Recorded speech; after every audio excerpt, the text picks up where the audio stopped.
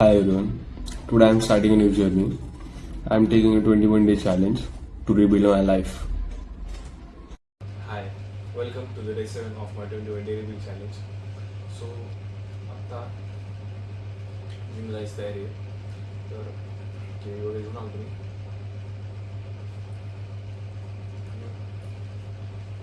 आज भरपूर काम आहेत. हाय, गुड मॉर्निंग. आत्ता 4:30 झालेच. झोपलो पण थोडं फ्रेश होण्यात वेळ आला. तर आम्ही थोडं बाहेर आलो. झोपली तिथं. किती झालेत आता? 4:38 झालेत. यांना उठवणार मी.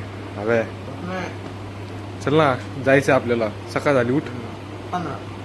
कॉलेज आहे ना तुला, उठ. मग काय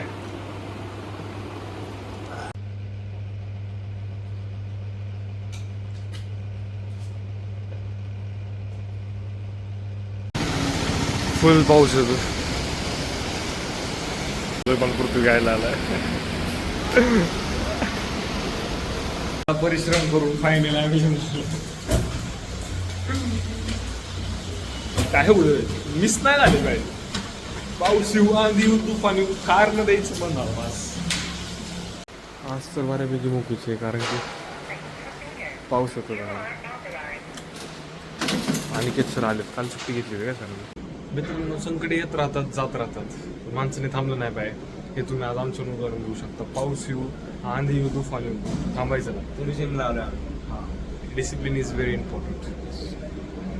पेपर घेऊन जायचं कारण की आज एक तो वाचायला काय नाही. सो आज मीलमध्ये चेंज केलाय. आज ब्रेड आणि त्याला पीनट बटर लावलेला, चॉकोज घेतले, संगणच लाडू आणि प्लेन दूध घेतलं.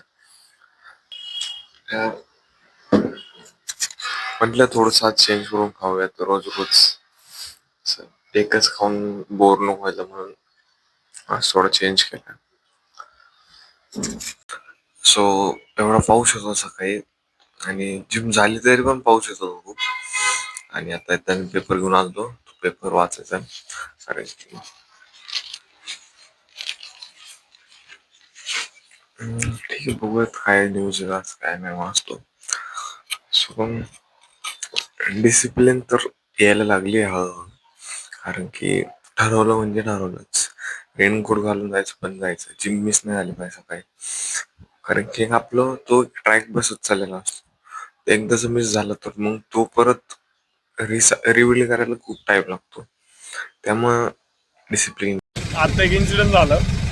आमच्याकडे 2 गाड्या हरवला होता. त्याला म्हणलं माझ्या मागं मागे ये. तो गेला जरा मी सिग्नल लेफ्ट घेतला. हरवला होता विचार. शोधत तिला मागं आलो.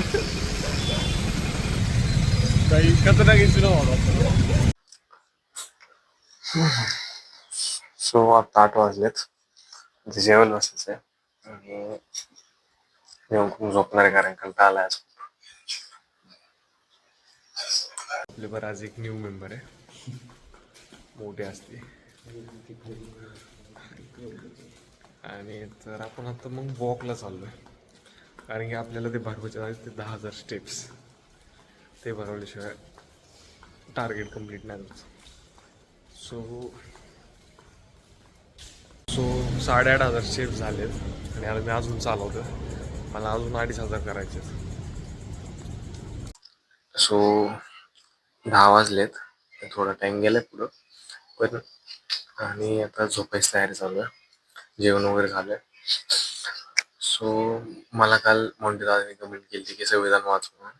सो माझ्याकडे आहे कॉन्स्टिट्यूशन आणि मी ते वाचायला पण चालू करणार आहे. माझा होताच प्लॅन, फक्त लक्षात नव्हता आलं. थँक्यू मला लक्षात करून दिलं. तर सो अजून प्लीज कोणाला काही सजेशन असेल तर प्लीज यार कमेंट करा आणि मला सांगा की अजून काय ऍड करू शकतो तुम्ही यात. सो भेटूयात आपण उद्या सकाळी. Bye bye, good night.